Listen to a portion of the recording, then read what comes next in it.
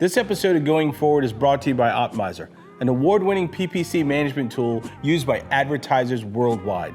Save time and boost the performance of your PPC campaigns on Facebook, Amazon, and Google or Microsoft. Get a 14-day free trial at optmyzr.com/go/VIP.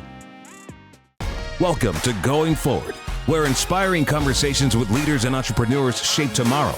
Dive into the depths of their journeys, the hurdles they've overcome, and the insights they bring to the future. Let's get moving right here, right now on Going Forward. Man, Going Forward Nation. What's going on? You guys hear me say all the time, I got a special guest, but this one, man, this is going to be different. And I expect you to be able to open up a jewelry store after all the gems are going to be dropped out today. I have on the line today my man, Mr. Steven Smaridge. And then I call him Steve, but you can call him Steven, right, Steve? You can, whatever you want. So just to tell you guys a little bit about who Steve is, you know, in full disclosure, Steve and I worked together in another platform. He was just such an amazing guy, and more than anything, an amazing coach, right? He was an amazing coach in businesses. And not only is he a builder of men, but he's a builder of businesses. Some people that have worked with Steve, they've gone from $100,000 in sales per month up to $1 million in sales a month. And I got to tell you this, because you're going to see a lot of people online and different coaches and people saying, if you do this with me, I'll get you this. But I mean, I can tell you, Steve is one of those people. He knows his stuff. Not only is he interested in getting you sales, but he's also more interested in growing the person that you are so you can be a better business person. Steve, did I say anything wrong, dude? That was the nicest intro I've ever had. Just in line with making more sales, I think the biggest opportunity for making more sales is getting a partnership with that shirt that you had in the intro video. That pink stripe one. Yeah. Like, as soon as that one popped on, I was like, I got to buy that shirt. I need an affiliate link right now. That's an easy way to make more money right away. Man, awesome, man. So, you know, Steve, there are going to be a lot of people that don't know who you are, right? And Steve, if you could briefly just tell the audience, like, you know, what you do, who you are and what you do. I help business owners grow their business by being nice to people is the easiest way to say it. Wow. And so in the past 3 years now, I've consulted well over 800 business owners, anywhere from 100 grand a month to the highest business, or the biggest business that I was working with was $120 million a year in revenue. And I was working with their sales team directly. Right. And then the ultimate thing that I really focus on with companies is they come to me to scale. They don't come to me to like stabilize or et cetera. It's just really to just grow. And I think that's every business owner's goal at some point, depending on the season that they're in. And then there's the people who are really qualified to be in a season of scale. And then there's the people who force scaling. And so I love the people who are qualified to scale. And that's where that's my zone of genius of like, we have too many leads. What do we do with all the leads? It's like, well, good. Now we're in the right place. Well, Steve, like you said, it's good for people to come to you that are ready to scale.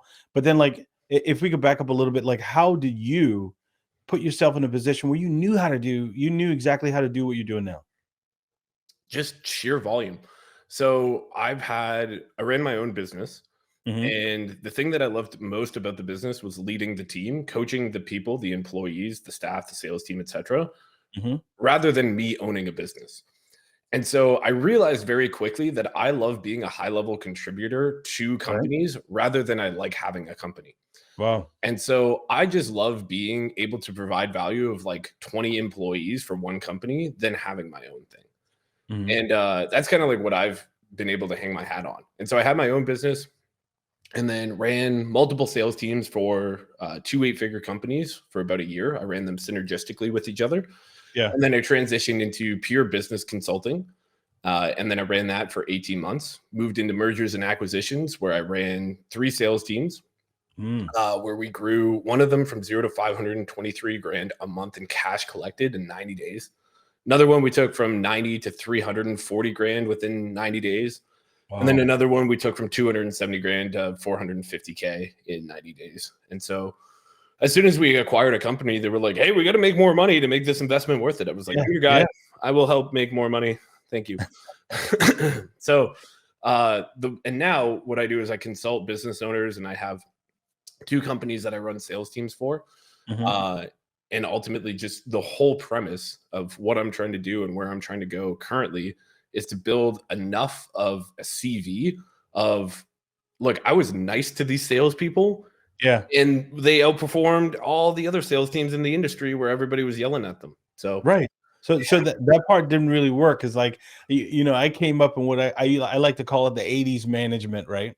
And the 80s management, it was kind of that era, like, you do this, you get this, you're fired. yeah. You know, so I mean, you said like the being nice actually helped get more sales than the people who were kind of doing the yelling and the screaming. Dude, for some reason, everybody's business coach has been Alec Baldwin and Leonardo DiCaprio.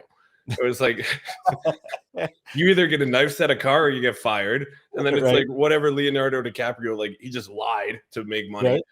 Right. And so it was like, that's like what sales coaching was. Like, that's how people learned how to do sales. And then they get into sales, and then it's like, okay, well, I guess I gotta figure out how I can do this. So they just be loud and obnoxious. And then it's like, oh, well, I'm not doing good enough. What do I do? And then it's like, your boss just yells at you to do better. Right. That's And a big motivator to me, if you ask me. Yeah. So the where I'm trying to get my life to, and right now it's like just building a body of work in order to like be the guy in order to execute this, is create sales school, which right now, sales is not a skill. Sales is a bag of tricks where it's like, we hope that we say enough of the right thing and less of the wrong thing, and we meet the person at the right time and they buy. And if they don't buy, we stress them out until they buy, and we stay on their ass and annoy them, etc. Wow. And so it's like, we ultimately don't have it as a skill currently. Like, you can't go to college as an apprenticeship and learn sales, but it's the highest paying career to have. Yeah. And I think it will only get even more high paid, because human interaction, I don't think AI will replace in our lifetime. Right. I think AI will replace a lot of other things, but I don't think it's going to get to the point where it's like humans are no longer necessary in order to talk to each other. I think it'll make processes a little more efficient, but it's not going to replace you. You still need a human. I think so. Like, I think that teaching an AI empathy is going to take a long time. But what do I know? Yeah. Well, you know, it's interesting, and I want to ask you this, so because like some of the people that you've helped build and some of the brands, companies that you've helped work with, now the guy who's at 500,000, he doesn't have the same problem as the guy who's at 10 million. So how do you actually get in and kind of I guess coach down and then coach up on those different levels? How do you do that? You'd be surprised how similar the problems are. Because oftentimes it is not a lot. Oftentimes the success of the business is, number one, very dependent on the business owner.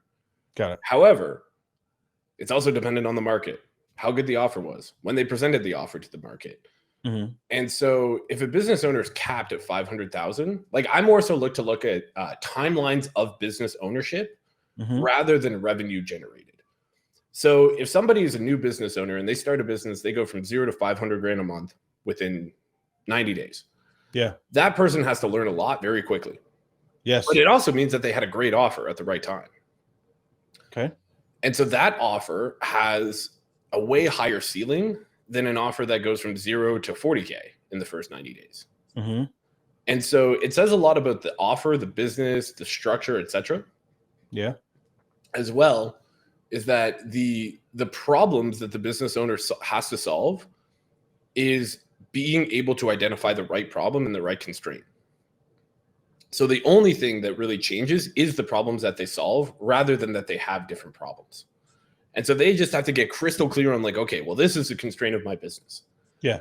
And being able to audit, QC, make sure that they're reading dashboards, like doing like really boring work to figure out where the issue is the dictator of like where that business will go. So it's like, can they accurately assess the problem? And if not, they just hire me. And then it's like, I don't know how to grow this thing. It's like, yeah, well, just do these 2 things and that'll probably work. And they're like, oh shit, I didn't think of that. And it's like, yeah, right. So the real skill of scaling is being able to identify the right problem. And then from there, because every entrepreneur that I know executes. They don't have a problem executing. And if they did, they probably wouldn't be a business owner.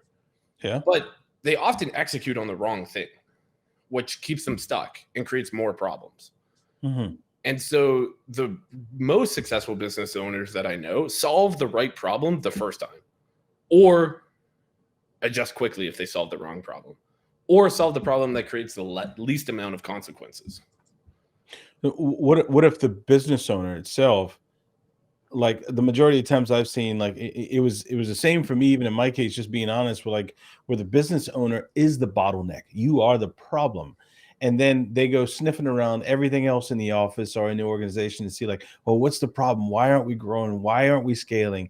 But then they don't know the problem's them. I mean, are there times where you have to give the hard notice to the business owner and saying, hey man, hey man, woman, the problem is you? I think you can make that more specific. Like, I don't think that inherently any business owner is the issue. I think that they might have a skill deficiency that prevents the business from growing. Okay. And then I can have that conversation with them. Like, the reason why your business is not growing is because you don't know how to run a sales team, but here's how you grow a sales team. Wow. It's much more efficient than like the business is not growing because of you. That just feels different. And it's like, that just eliminates their potential for the business to grow. And that's why you look at like a lot of burnout of like, oh, I have to exit my business or this thing doesn't stand a chance. And it's like, no, you just know the skill of getting your business from 1 to 10 million, but you haven't learned the skill of 10 to 30 because it's totally different. Wow. And so it's like, it's a skill deficiency in the business owner rather than the business owner is the issue. Do you run across times where it seems like you said it's a skill deficiency? So what if some business owners have a great operational sense, but they don't have a great sales sense, and is that the perfect time when you come in and you kind of teach them that sales sense? Like what you're talking about? 100%. And so like if somebody has an amazing product and they just want to work on their product, work on fulfillment, those are the best type of businesses to work on their sales team. So the entrepreneurs who love marketing and sales generally don't last very long. Unless they are willing to learn how to make a better product, how to run teams, how to build, etc. Right. And so if you know how to build, then you learn how to scale. Or if you know how to build and then you learn how to scale, game's over. Like if you can take 5 years to build something and then you learn how to sell, everybody will buy it. But if you take 5 years to learn how to sell and then a day to build something, everybody's going to know. Are there like fundamental steps that you tell an entrepreneur or business owner that they have to take, Steve, on them building or scaling? I mean, what does that process look like for you? And like, what have you seen? How does that work for you? In terms of building a product? Yeah, well, just like, let's just say they may need to learn how to build. They may have a great concept that can get them from, let's just say 0 to 100 grand, 500 grand per month. But then, like you said, they may not have the steps to learn how to scale. I mean, do you go in for those business owners and kind of create those fundamental steps on like, you should do A, B, and C? And how do you recognize that inside of any business that you go into? Nice. Great question. And so I think so 2 things. It comes back to solving the right problem. And so what is the biggest opportunity? And this just comes down to like levers of like, okay, well, this business is currently optimized to sell on Facebook for whatever reason. Got it. Like, it would be a very bad idea for me to recommend that they go to YouTube. And so oftentimes people will ask the question of like, okay, I need more money. So so I need to do something different. It's like, no, you just said you needed more money. So just do more of the thing and then figure out what is stopping you from doing more of the thing. Yeah. So if you need to, I look for 2 things, more and better. What can we do more of? What can we do better? Volume and efficiency.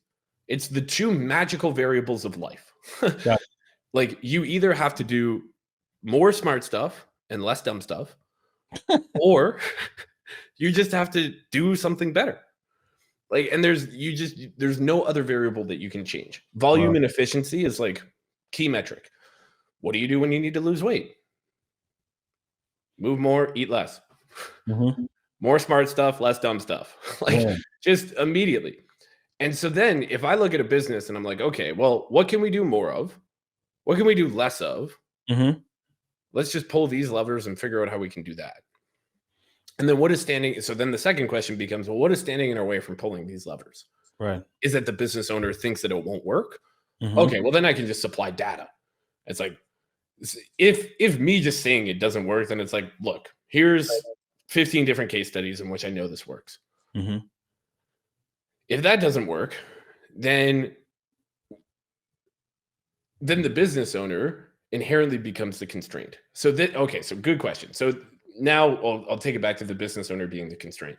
Got it. Business owner, if they have a skill of, if they lack the skill of humility and being unable to change how they operate their business based on new data, they will remain stuck. Wow. So a huge skill that business owners need to develop is humility and being able to admit that they were wrong. And it's really tough to do because it was like, man, this thing that I just spent 4 years doing, that I have all this thing, all of this reward from doing this thing, you're telling me on a 30-minute call I've been doing it wrong? Man. You're like, yeah, that's why you're stuck. Man. It's funny. There's so much truth to that, what you're saying. We had a guest on Going Forward about a month ago, runs a multi-million-dollar statewide firm. And, he talked about the keys to success. And one of the things he was talking about was being good to people and just having empathy and humility. It wasn't anything that had to do with his business. It was just kind of exactly what you said about, humility, and my question to you now is, like, have you noticed like the most successful companies are ones that have CEOs that have humility in it? The ones that I work with, 100%. Wow. I've had, here's a story to drive this home. So I had an entry-level salesperson book a call on my calendar. Booked a 30-minute call, and I was like, oh, weird. I see them on meetings, but okay, like I'll take the call. Yeah. And this call made the business within 1 year $2.6 million. Ooh.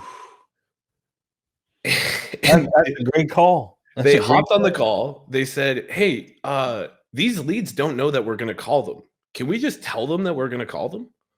I was like, oh my God. I was like, so we just started telling the leads that we were going to call them. Answer rates through the roof. Like our answer rate went to like 36%. And just based off our lead flow, et cetera, that will end up doing us an extra $2.6 million a year. Just from that one change. Wow. And so if I took that, so now this comes back to like the frame of the receiver. Like if I take that to be criticism, like this person's complaining, they're criticizing my process, right? Then I'm not going to change it. I'm just going to blow it off and just going to be like, yeah, entry level Sally, she's got a problem. She just needs to try harder. She's got to pick up, just got to call more leads. It's like, no, she actually made a really good point. Like really good point. If you tell people you will do something and then you do it, they will actually like that you did that. I was like, wow, that's really good. So, and so if I lacked the skill of humility, that would have never have happened. And that call probably would have never have been booked. They probably just would have kept that to themselves and, maybe even left or like never said anything. And so like, I think humility comes from a lot of things of just straight up integrity of like owning the fact that you've messed up when you mess up. Yeah. And I think that's where it starts. Like there was one meeting I was late by like 4 minutes because of bathroom issues. There you go. And we're all human. And I got on the meeting. I was like, I'm so sorry. I super messed up. I lost the battle. I'm really sorry. And the whole team laughed. They were like, oh, no problem. Like, and then I got this comment later and this guy sent me a private message on Slack. He's like, I've never had a boss apologize to the team. I was like, ever? Wow. I was like, really? I was like, we're all human.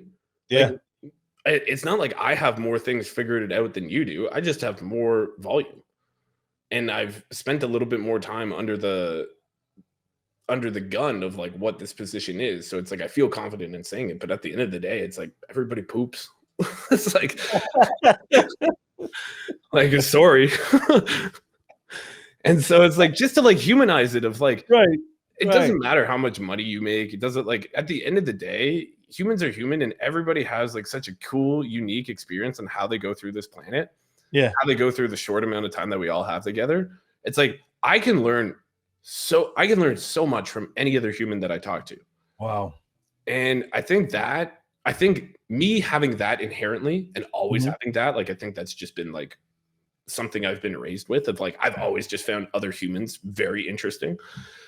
But that goes a very long way in terms of developing humility of like, I appreciate other people's perspectives because I know that I'm one of 8 billion people. Like, there's many other perspectives. I've never ever thought of that. Yeah, I've never thought of that. Appreciating everyone's perspective because you're one of many. Yeah. Like, in my lifetime, I could, if I talk to enough people, I could live 100,000 different lives. Because I would get to understand how 100,000 different people lived. And that's the coolest shit to me. People like, you only live once. I was like, if you don't talk to anybody, maybe. Damn. Never thought of that. Dude, what a great outlook, man. How did you develop that? How did you develop that mindset where you were like, hey, I'm one of 8 billion people, and I want to listen to other people's perspective, and you have a way of living 100,000 lives by talking to so many people. How did you get that mindset? Because a lot of people are closed-minded when it comes to that. Nice. I think we all came out of the same stuff. Like, we all come from the same thing. And so whether you want to put labels on like arbitrary lines on the ground that says that we're from different countries and then we fight wars or whatever, or if you want to like state that you believe in a different God, whatever, it's like we all came from the same stuff. Yeah. And you have or grew up in a place that believes certain things. That to me is interesting. I came from a place in which, like, we said grace at dinner and that was pretty much it. Like, we didn't have like a wildly spiritual practice, but I know people who do. And I think that's so cool. And I think that people really honor that and take it very, very seriously, and like rightfully so. But me being able to not necessarily abide by any specific religion or political views, etc., I just get to observe. And in observing things, I've taken so much peace in that of like, humans do human things, and me getting to observe many different humans, I get to have many different experiences. Man, and I quite like that. Like, it serves me well. I mean, our producer Pete would love. He's going to eat up listening to this podcast episode. I want us to take a break, and I want to come back, and I want to talk about not lying. You had something you posted on IG a while ago, and it was like, lies will only set you back. So I want to talk about, we talked about humility. I want to come back and talk about not lying. And I think this is something a lot of business owners probably need to pay attention to. All right. So we're going to take a break. Going Forward Nation. We'll be right back. Hold tight, listeners. We're taking a brief pause. Going Forward, we'll be back shortly with more insightful conversations.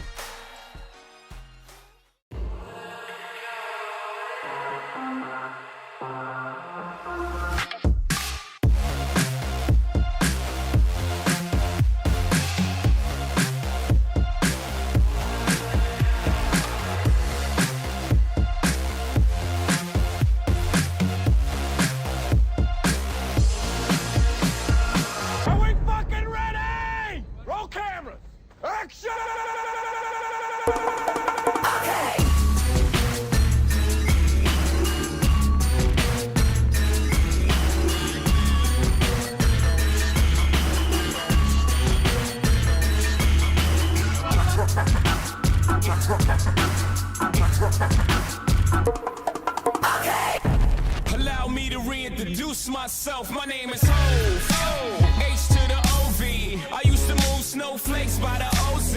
I guess even back then you can call me CEO of the ROC. Ho, fresh out the frying pan into the fire. I be the music biz #1 supplier. Flyer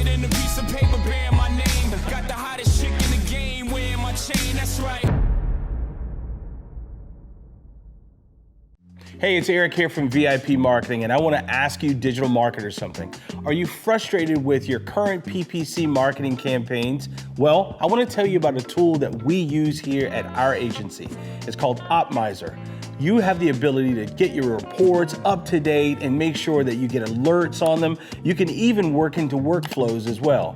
So if you're frustrated with your campaigns right now in the reporting systems that you use, I want to give you a 14-day free trial of Optmyzr. Go to optmyzr.com/go/VIP. Hey, Going Forward Nation, what's going on? It's Eric Elliott, your host of the Going Forward podcast. And I wanted to make this video because our team came up with something really cool to reward our listeners. There's tons of podcasts out there that you can listen to, but you listen to ours, and we want to thank you and show you our appreciation by giving you something special. And hold on, you've heard us talking about it a little bit. We've been teasing it a whole lot, but there's a catch to it. The purpose of our podcast is to make sure that we help businesses and individuals and people, or even our community, be in a better place than we found it. So I want you to tell us exactly how you've changed your community. That's right, it's just that easy. And the way that you can do is go to my website, ericelliott.com, or go to vipmarketing.com/going-forward, and just fill out the form. Fill out the form and for your chance to be able to win that $100 gift card from Amazon.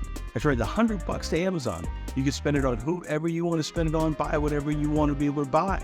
And we're going to reward you just for being an amazing listener. We're going to make sure we give that giveaway. It's got to be around April 10th. So I want to make sure that you know all about it and that you go ahead and fill in your information so that you can be that winner. And we want to thank you so much for being a great listener. And if you feel our podcast has been awesome for you and you've gained from it and you've gotten some value, make sure you share it or go online and give us a great rating. Welcome back to Going Forward. We hope you're recharged because we've got an exciting second half waiting for you. Get ready to dive deeper and be inspired. Let's keep the momentum going. All right, for those folks who are just joining us on Going Forward, I'm here with my man, Steve Smaridge. We're actually talking about, business owners and scaling. We're going to dive a little deeper, and we ended talking about humility in business. But now I want to go into something that Steve had in some of his content, and it was about not lying, and it was like, lies will only set you back. And we've all heard that old saying, nothing but the truth will set you free. But Steve, tell me about why you said and how this applies to business, because this is good for personal, lies will set you back, but how does that also help inside business? And let's talk about your perspective on that. It contributes to, once again, solving the wrong problem.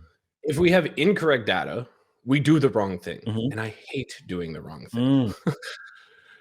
If we have incorrect evaluations of things because we're trying to maintain our own egos or give lip service to our manager, we can't help anybody.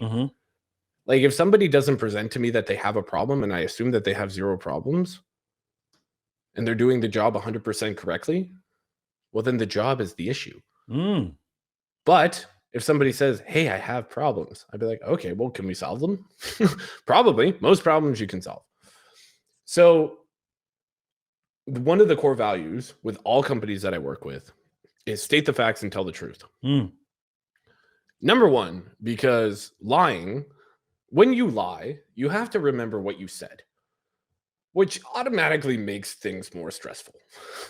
Like, you have to keep track of lies and like the lie within the lie. And then it's like, you realize that you're like George Costanza and you're like, I've never eaten a potato before in my life. Who are you? What are you talking about? Right. Like, oh my goodness.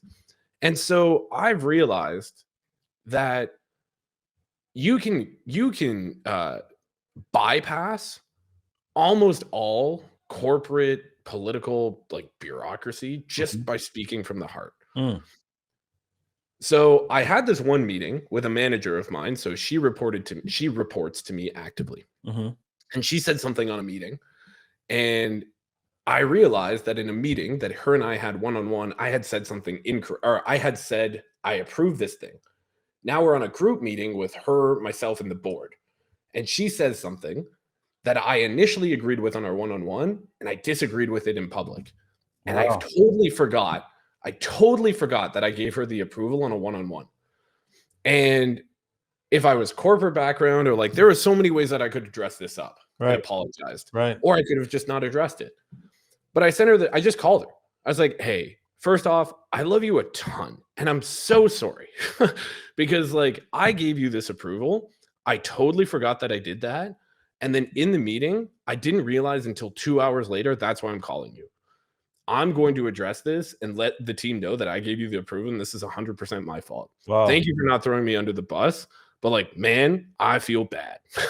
Yeah. Yeah. And she felt that. And she was like, oh, and now what happens? It's like, she knows that I care about her. She can trust me. She's not worried that I'm going to do the same thing again. She understands that it was a mistake. And once again, we all poop. Therefore, we also all make mistakes. And I think it's just easier if you state the fact that you made a mistake and messed up and then move on. And so like, if you make a mistake and then cover it up, you've already lost. Yes, I agree. And we have inherently, speaking for myself, I have done that a lot. Mm-hmm. Like reinforcement patterns contribute to this, of course. Like if you lie about how much money you have in your bank account and then you get a high five, you will more than likely say that number again, or maybe even a bigger number. But if you just state the facts and tell the truth and tell people how much money you actually have, and then you can actually look in the mirror and be like, yeah, I do feel good about that. Yeah. That means more. And so it's like, and if you do that, so if you feel the need to lie in order to impress people, just become more impressive.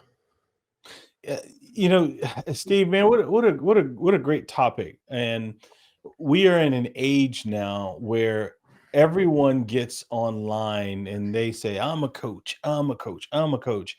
And people don't know. And sometimes people just don't have a discernment to really sniff out the bullshit, to be honest with you.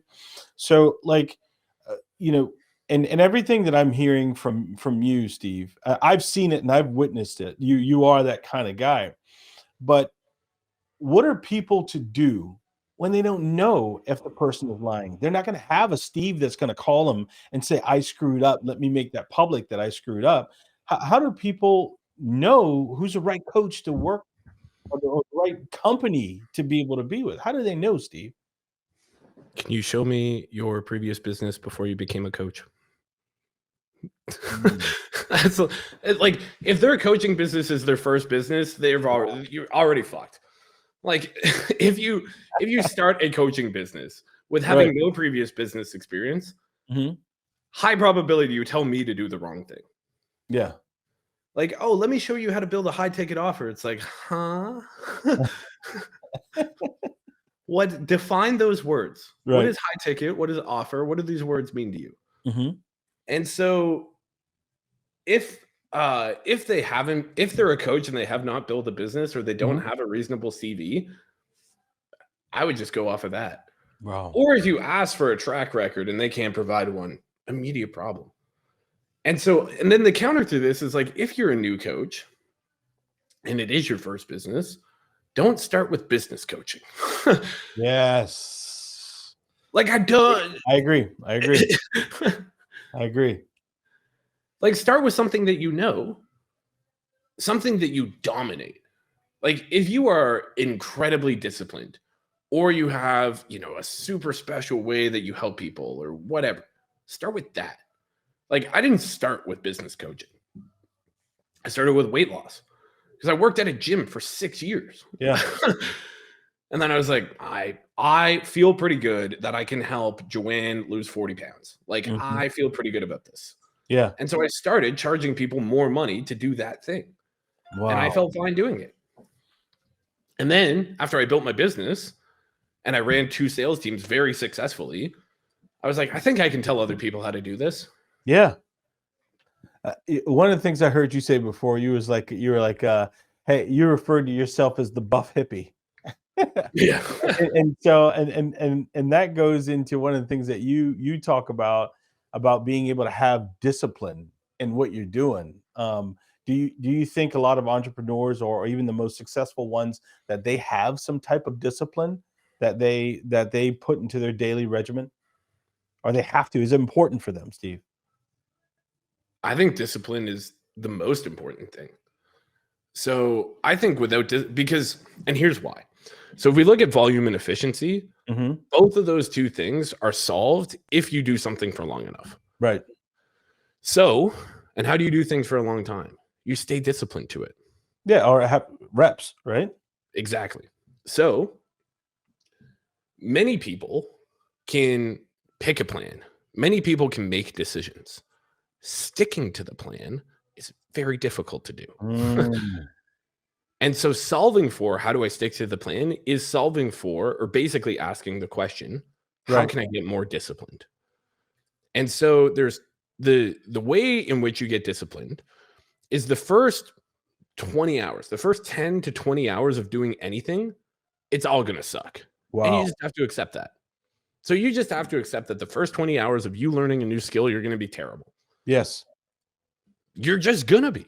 So I started making videos, content videos, and the first 20 were horrible. And I was so okay with that. I was actually quite glad. They were so bad that somebody left a negative comment and I went, yes, I know. Why? Why would you say yes? Why would you say yes? Because that was the reward I wanted. So I attributed because I know that all successful people that I know with a big brand have people who are haters, people who leave dumb comments. My first dumb comment was a milestone. I was like, oh, this is what they're talking about. This is what they mean when they say the people who comment on YouTube videos. Look, there it is. There's a dumb guy on my YouTube. I can't believe it. Like, I'm in the cool kid crowd. Yeah. And so I just framed this socially negative thing of somebody making a dumb comment. I just framed it as a huge positive. Because it just meant that I was on the right track. Yeah, you know what? I had a guess a long time ago. He got a lot of negative comments, and he ended up using that negative into a positive and turning it into the name of his multi-million-dollar company and selling his company. Amazing. All from a negative. Amazing. Isn't that something? And it's what's that? I said, isn't that something? That's crazy. He took that negative. You know, like he was from the Middle East. And people would, you know, he was his descent. I think he's a Lebanese descent, and you know, he grew up in Arkansas, and you know, he was, you know, cowboy like the rest of them, and they called him, you know, kind of a slur. You know, they use like camel rider or something like that. And you know what he did? He's like, you know, when he made it. He made the mascot of his company the camel, and he made the mascot of his company the camel, and named his company with, you know, the first two letters of what they used to call him. Oh my goodness! Multi-million-dollar company. It was kind of like what you said, by taking a negative and making it a positive. Yeah, and that's damn. And I think if you can take rewards, because you're going to get, and this always comes back to like the eye of the beholder, right? Like if I attribute this thing to be a negative, well, okay. If I attribute it to be a positive, also, okay, whatever. And so I just take the observation approach of like, this thing happened. Yeah. Which serves me very well. And so I tried to take rewards from the negative, and I tried to remain neutral from the positive as much as I can. Is it nice when somebody texts me and says that they're doing well in their business? Of course. Yeah. Of course. But does that dictate how likely I am to continue to do the thing? Maybe. So the what were we? There was a note that there was a side quest I was going to go on. Framing things as a negative. Yep. You were talking about framing it from a negative, and we talked about positive. And I told you about how the guy actually used that negative in his business. Thank you. So we have the ability to attach opinions to just about anything. Yeah. And so one of the most beautiful case studies that I've seen of a woman on my sales team, she had breast cancer. She had complications. She had like 4 surgeries. They left a gauze in her chest. So they had to go back in. It got infected. She got septic, like whole thing. Oh. This entire time, she did not take a week off. She just showed up, changed lives. And she was the most inspirational on the entire team. Yeah. And so vividly, I just remember her going, yeah, well, it's what I make it. just like woman's going through the worst 6 months of her life. She's just like, yeah, it's what I make it. It's like, my goodness. And so being able to find like not only the ability to get up and keep going, but also just to like inspire other people in the hardest time of your life, I thought that was just an incredible feat of will, an incredible feat of service. It's Absolutely just remarkable. Absolutely. You know, what I love referencing some of the content, you know, that you have up before. And that reminds me of something like you said, like what you just told me about the woman just now. It's like you had something where you're like, you want to change your life, change your environment, you know, and that person, you know, like she was going through all these things, but she's like, she changed her mindset too. Totally. You know, so when you start coaching people, it's not always just on the business level. Sometimes you're coaching them to be better humans too, right? I try very hard to be. Like I try so hard to get people to understand that like you only get to do the thing once. Yeah. And it's a fucking cosmic miracle you are here in the first place. Yeah, man. Like a total fluke any of this is happening. Like when you think about it this way, for me to get like real hippie, like when you think about it this way, it is incredibly inconvenient that the universe exists at all. Like it would have been way easier for there have to been nothing for all of eternity. Like it would have been way easier. There just nothing never happened. But instead, something happened and we're here. And this thing makes sound. Like yeah. And so people get so wrapped up in like, oh, I have to say all these right things because on this SOP and then this training that I follow about WMIS and workplace safety and like, it's like, dog. It's like just human to human right now. Mm-hmm. You get to do this thing once. You can, and nobody will blame you for how you would like to live your life. Damn. If you are faced with a challenge, if you are faced with a broken leg, if you're faced with a arm chopped off, and I understand, I say this as an affluent white male with basically no issues in front of me. Like I get that. Also, everybody has problems. Yeah. So I've gone through in the past like 4 months, probably the hardest personal and professional 4 months of my life. And honestly, nobody would have blamed me if I just didn't show up. Everybody would have understood. Wow. Everybody would have got it. They would have been like, oh yeah, he's just going through stuff. But I would have known. I wouldn't have liked myself. I would have been in a really tricky spot. Yeah. And I would have woken up, looked in the mirror and been like, not happy with this guy. And so I will give you an example that hits home. So in the past so you mentioned changing your environment. Yeah. And so there was a point for about 10 to 14 days, maybe a little bit longer, where every time I would shower, I would cry. Every time. Wow. And maybe even a little bit longer. And so I realized that I started crying when I put my speaker in the bathroom and I would play sad music. So I just removed the fucking speaker. And then look at that. No more crying in the shower. So oftentimes you have to look at like what cues do you have in your environment that contribute to the state that you're in. Mm-hmm. Like depressed people will do depressing things. You damn right they will. Me listening to depressing music in the shower is a high likelihood that I will probably bawl my eyes out. Me listening to September by Earth, Wind, and Fire, basically impossible to bawl my eyes out to that song. You ain't crying to Boogie Wonderland. You know what I mean? Right. And so it's like, just give yourself a chance. And so when I wanted to pursue entrepreneurship, I watched an Alex Becker video, and he talked about this in a very direct military way. He was like, if you would like to do something and you have things getting in the way, he mentioned video games. He's like, have you considered destroying your PlayStation with a baseball bat? I was like, I do play a lot of PlayStation. Yeah. And I was like, I would also like to be Alex Becker.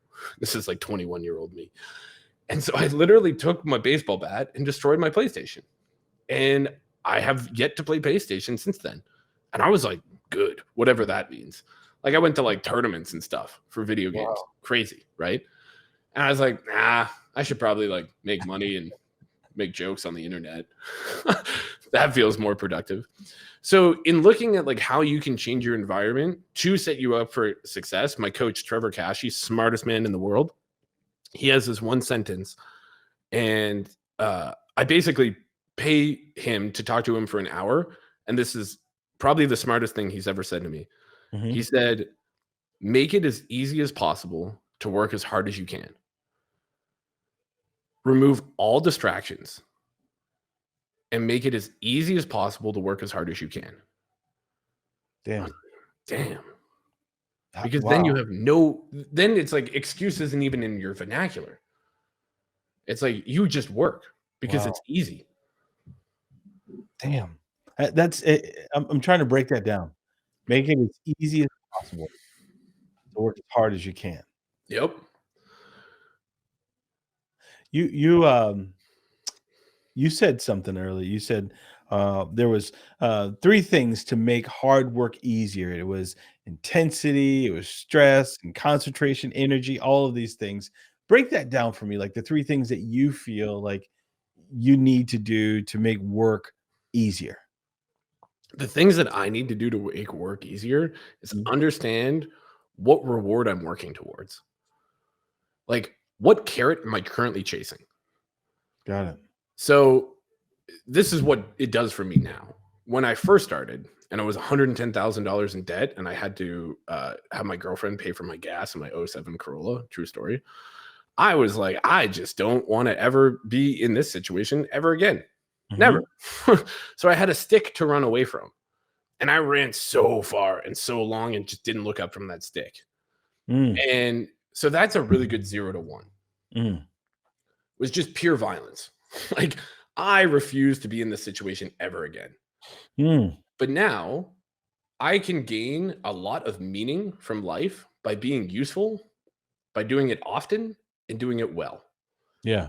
So as long as I'm pursuing something that I deem to be useful, which the way that I deem it to be useful is either it helps me later, or it helps other people now or later. That's useful. Got it. If I do it often, which is a frequency in which I can maintain doing it well. So as long as I can apply my best effort to it by doing it well, I will do it as often as that allows. And so does it make sense for me to go run 20 miles today? No, because I won't be able to do that tomorrow. And so doing it often trumps doing it well trumps doing it often. Always quality over quantity. And so in order for me, you ever hear the expression, it's like practice makes perfect? Yeah. I've heard that before. And Les Brown said he defunct that. He tried to defunct that. Yeah. Yeah. Practice makes permanent. If you practice the wrong thing, you will do the wrong thing more often. Yeah, Steve, I want to recommend a book. What you're saying, gosh, it just gets me. Like I was kind of immersed in this Arnold Schwarzenegger book called Be Useless. Oh, so good. Oh, it's so good. And one of the things that he was talking about was, when he started competing for Mr. Olympia, and he was like, in the beginning he wasn't winning. He was like, well, my calves were the problem. And he just started doing all these calf workouts. He was like, my calf and my neck should be like the same size. My calf, my biceps, and my neck. And he had like just a system, right? And he's talking about like how you were talking about just being able to do it well, do the exercise as well. He says, I see guys all the time, they may be pulling weight, but they're not pulling it in the correct form, and they're not getting the result that they want. Like what you're saying right now about, don't just do it often just to get in there and say you're going to do a bunch of reps, but do it well. Do it well. Yeah. And like, why would you not? Like, why would you not make the bed and then put all the nice decorative pillows on it? Yeah. It's like, oh, they look silly. It's like, no, they don't. They're kind of nice. Like, shut up. Like, you know that the bedroom looks nicer. Right. And so it's like, just do the thing well. Like, if you're going to do it, you might as well do it well. Steve, I want people to, think beyond, because like, there's, from what you're talking about, there's so many different levels when it comes to business and people taking care of themselves and being nice, telling the truth, like all of these things, I think people forget as they get immersed in business. Totally. They forget about it as long as they are immersed in business. Like, when I'm dating myself a little bit here, but when I was coming up, we looked around. We looked around, things were happening. Now we look down at a cell phone. And it's almost like we've lost like some of the fundamentals of life, man. We lost some of the fundamentals of life, and we talk about like pandemics and things like that. Well, one of the big pandemics that happened to us is like cell phones. We lose focus from these things. So how do you help people to retool the lens in their life to regain focus? Excellent question. The more interaction that you have with human beings, even on Zoom, the more consistent that you will want to be. Yeah. So if your only reward for the words that you say come from social media where there's no consequences, wow, then you will have a lot of issues maintaining a character that you believe is strong. So if I'm to right now lie to you and call you a mean thing, you would respond negatively. I would be punished for saying that thing just because it like doesn't feel good. Like if I go, oh man, your haircut's awful, you would go, hey.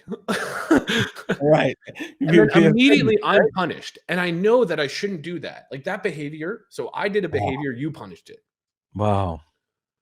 We don't have that on social media. You can fire off a comment, hit send, check your bank account. Oh, you made $200. You just got $200 as a reward for saying a mean comment on the internet. Yeah. Just due to proximity. The likelihood that you continue to say dumb shit on the internet because of that, way higher. And so just like gut checking yourself, for lack of a better term, of like, how much time are you actually talking to people? Because the happiest people that I know, all they do is talk to people. And when I walk down the street, I love saying hello to people. I love talking to people. I love going through the grocery store and making dumb jokes that nobody laughs at. And I'll be like, I'll get you next time. My partner and I, we play this game called Break the Face, which is like, how quickly can we get somebody to go from like their like Instagram scrolling, doom scrolling, like everything's a problem. They're like looking like 13 different types of rice and like can't make a decision. It's like, okay, how quickly can I break this face? How quickly can I get them out of that? Wow. And so it'd be like, oh, Uncle Ben was actually my uncle. You'll go, nice. And so it's like, just something. And it's like, that just takes them from like this, oh, everything's a nightmare and my life is miserable moment to like, yeah, that was kind of cool. And so I think that the more that you can expose yourself to that, the more that just translates to being a good business owner, because you will just be a better human who understands that your employees are also people. That's true. And people do forget that. And also not only your employees, your fucking customers. Right. And so prime example of this, I know we're coming up on time, I'll end with this, but a prime example of this is I had a business owner who was trying to optimize this process. They were like, yeah, we're trying to get double bookings so that they could, and then we also have this so that it's, they have the highest likelihood of showing. And so they had this third calendar basically, but they didn't have enough sales reps to answer the third calendar. So basically prospects were booking a call and nobody was there to take it, but they might be. And so it was always to just get like the business to have the sales team to have as much call volume as possible. I was like, okay. And so they asked the question, they were like, how do I get this system to work better? I was like, is this a system you even want? Or did some, rich white dude who told you to do it just tell you to do it and then you did it? Yeah. It's like, just something they adopted or they. Exactly. And so I was like, let's say that this system works. Let's say that we make this thing work. You sent this person 9 text messages that you were going to show up to this appointment. And you didn't show up. What's the likelihood that person buys? Like if you book a reservation at a restaurant, you show up to that reservation and they go, hey, we don't have a table for you. Do you ever go back to that reservation, that restaurant? That's true. Right. And so it's like, just if you're going to think about the human at the end of the line. And it's like, it's not just numbers on a spreadsheet. It's not your cost per lead. It's like you have human beings who would like the thing that you provide. That's what business is. Humans to humans, man. Yeah. And so it's like, just cut the noise and realize that like you have a human being who has a life prior to this conversation that you can help. Wow. I wanna take a final break, and I can't let you go. We've already talked about, you know, how men handle things. We talked about sales. We talked about business. I want to talk about leadership and what that means. So I want to take a break. I want to come back. If you don't mind, I want to pick your brain, because people hear that word all the time and I don't think they know what the hell it means. You know what I mean? So I want to take a break and come right back and go into leadership. Okay. Do it. Hold tight, listeners. We're taking a brief pause. Going forward, we'll be back shortly with more insightful conversations. What happens when you're stranded on an island after a car accident? Feel all alone? Feel like you're stuck? Guys, come here, I think I found something. It's a phone. It says to call all nines. That call changed everything. It's George Sink. George! All nines was the right call. Calling all nines will help you get out of here and get you the help you need. Feel like you're on a deserted island after an accident? George Sink Injury Lawyers has the experience to help you get your money faster. Hurt? Call all nines now. Hey, it's Eric here from VIP Marketing, and I want to ask you digital marketers something. Are you frustrated with your current PPC marketing campaigns? Well, I want to tell you about a tool that we use here at our agency. It's called Optmyzr. You have the ability to get your reports up to date and make sure that you get alerts on them. You can even work into workflows as well. So if you're frustrated with your campaigns right now in the reporting systems that you use, I want to give you a 14-day free trial of Optmyzr. Go to optmyzr.com/go/VIP. Welcome back to Going Forward. We hope you're recharged, because we've got an exciting second half waiting for you. Get ready to dive deeper and be inspired. Let's keep the momentum going. All right, Going Forward Nation, we're back with my man Steve. Man, we've been talking about men, we've been talking about sales, we've been talking about business, and I can't let him off the line, so I'm holding you until you talk to me about this. You can take as long as you want here, but this is important. And the last one is leadership. And I want to ask you about this because we see all these memes online about the manager versus the leader. What is a leader? What is leadership? And what is leadership? Is everyone a leader just because of position and title that they have? What is your definition? Great question. I will give you rather than my definition, I will give you somebody who I would like to be led by. Oh, me, Steve? Is that me? I would prefer to be led by the leader who stands at the front of the battlefield, rather than the leader who barks orders from the castle. So you can take that a number of different ways. Yeah. But I think that the number one quality that a leader has is care. They know how to make not only instructional or clear instructions in order to how to do the job, but they also make emotional investments so that the person doing the job feels supported that they can do the job well. Damn. And so the best leaders that I know are the ones that consistently make emotional investments that matter when they matter. What is an emotional investment? It's the unexpected, hey, you did great today. It's the unexpected, dude, I know you're going through a rough patch. Just know that I got you. I'm here for you. We got this. You can't fake care. You just can't do it. And so is care a skill that you can be trained on? I don't think so. Right. Yeah, no one has a care class. No. So the best leaders that I know are the ones who genuinely just want the best for their team. Wow. Not so that their team does well so that they make money. They want their team to do well so that they make money. Yeah. Prime example is I got one guy, he's a manager of mine, and He's like, Steve, I want to make 10 grand a month. And so he starts working, and he's working like 60 hours a week. He's like, this is hard. I was like, this is what making $10,000 a month feels like. Like, dude, I care about you. I want you to hit your goals. I just need you to accept the fact that it's going to be hard. He's like, huh.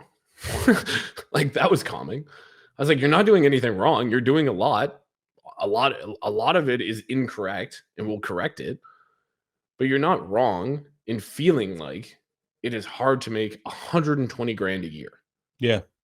Yeah. And it's, in making that, and I think people have to have respect for that too, because I think nowadays, people have the expectation, but they don't put up the effort, or some don't want to put up the effort to be able to do that. And I think true leadership is, like you said, all those things, but also giving them a pathway to say, if you want to do this, I'm going to help you, but it's not going to be easy. Dude, and leaders got to tell the truth too, I think the best leaders give clear expectations and reward you when you do the thing correctly. And I think that they know how to set the expectation. Yeah. So prime example is, I had a business owner that I consult, and they were like, how do I get this person to do this? I was like, have you put that in their job description? No. Oh, okay. I think we should start with that. Like, do they have clear instructions to follow? Yeah. So this is a great rebuttal to this of like, how do I get my person to do this? How do I get this staff member to do this thing? I was like, how would you get them to build a piece of IKEA furniture? Oh, they would just follow the instructions. I'm like, I think they just need instructions. Damn. And so a lot of times people need to know how to do something and when they have done it correctly. If you can educate them on how to do something and give them a unit of measurement to know that they have done it correctly, they won't need you. If you're the only measurement of them doing it correctly, they will need you. So just remove that. That could just be telling them what it looks like when it's done correctly. Wow. So a basketball coach will teach somebody how to throw a basketball into a hoop for the first 20. They'll adjust this, they'll do this, they'll do this. They'll be like, okay, drop the hip, do this, whatever. And each micro adjustment, as long as they get closer to shooting the basket, they are getting rewarded for it. Yeah. And then the first time that the person shoots a basket correctly, they've got rewarded from the environment. So the coach no longer needs to provide the reward for the successive approximations to the result because they are getting rewarded from the environment. So when I'm teaching sales reps how to perform the script, they might think that they did everything wrong because the prospect didn't buy. But I'll be like, hey, no, you did this really well. You did this really well. This part we could use a little bit of work. We'll talk about that. But you also did this really well. Damn. They'd be like, oh my God, I thought the whole call was atrocious. I thought I ruined the company's reputation. They're like, no, that was all pretty fine. I think we can improve this. I'm like, okay, well, that's good. Then they improve it. The next call, they get the sale. So it's like I have to reward them for doing the things correctly, even though the environment hasn't rewarded them. Once the environment begins to reward them, I'm needed less. Yeah. Not at all, but definitely less. So this is the difference between instructing and leading. Damn. And you cannot lead unless you instruct. Like if you expect somebody to do something and you have not instructed them to do it, you're the problem. No, I love that, Steve. I love that. But before we go, Steve, tell people some of the industries, if you could real quick, tell them the industries that you've worked in or worked on, because I don't want them to think you only work in one sector. Oh, my goodness. I've worked in a lot. I've worked with SaaS companies, Medicare companies, telehealth companies, stem cell. I've worked with real estate. I've worked with commercial real estate, if you want to separate the two. I've worked with cleaning, solar. Comtech. It's just, yeah, the list goes on. I could probably stay here for a lot longer. Wow. And that's good. And I want to encourage people, we're going to put your contact info out. But I want to encourage them to be able to reach out to you, because each one of those silos has a different approach, a different mindset, different leadership. And then, and what I've seen you do before is kind of jump into each of those roles to be able to advise them in there. Steve, how do people find you and get in touch with you? The Buff Hippie on Instagram, TikTok, Twitter. It's all just the Buff Hippie. We're sticking with it. My friend said, wouldn't it be funny if you called yourself the Buff Hippie? And I said, that's actually hilarious. I am going to do that. Wow. So Facebook, Instagram, Twitter, TikTok. I'm pretty sure I have TikTok. Are all the Buff Hippie, and they will be ideally the links in the bio. Man, well, Steve, you've been an amazing guest. I want you to hold the line and then I'm going to talk to Going Forward Nation and just tell them, if you feel this podcast has been good for you, you got some jewels. I told you it's going to be a jewelry store with all those gems he was dropping around. Make sure you go online, wherever you listen to your favorite podcast, and give us a great rating. Until next time, I want to thank you guys at Going Forward Nation for sticking with us and giving us your most valuable asset, which is your time. We appreciate you. I want to thank you all for giving us your most valuable asset, your time. And also a huge thank you to our sponsors over at Optmyzr. For all of you who are running PPC campaigns and you want to see how to do it better and get better results and actually boost the performance of your campaigns and save time, get a free trial at optmyzr.com/go/VIP. If you enjoyed today's episode, please take a moment to rate our podcast and share it with a friend. Every share, every comment, every rating propels us forward. For more content, insights, and updates, visit ericelliott.com. Remember, your journey, your story is what keeps us going forward. Until next time. Hey, Going Forward Nation, it's Eric Elliott. I want to thank you for listening to the latest episode of Going Forward. And also, I want to ask you guys, if you enjoyed that episode, make sure you go on and give us a great rating wherever you listen to your favorite podcast. And also, send this out to any of your colleagues that you feel that could benefit from this message. I want to thank you guys for giving us your most valuable asset, which is time. Thank you so much.